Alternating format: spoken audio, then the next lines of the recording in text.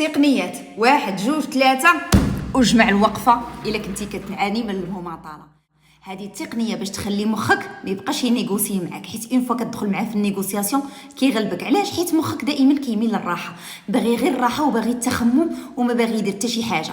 اون فوا كتبدا تناقش انت وياه كيقول لك احباس حتى الغدا وحتى البعدو وحتى السيمانه الجايه، ومالك باقي رمضان حتى يسالي رمضان، ومن بعد رمضان يدوزك العيد الكبير ويدوزك للصيف وتلقى راسك عام وعامين وعشرة سنين ومازال ما درتي حتى شي حاجه على بالك بغيتي تنجزها مباشره 1 2 3 وكطير ديرها. هذه احسن تقنيه باش تغلب على المماطله والتاجيل. ما تخليش راسك فين يغلبك مخك، انت خاصك تغلبه، انت اللي خاصك تسوق بيه ماشي هو اللي غادي يسوق بيك. نهار غادي تخلي مخك يسوق بيك عارفو غادي يدوزك وغادي يصيفطك غير الهاويه.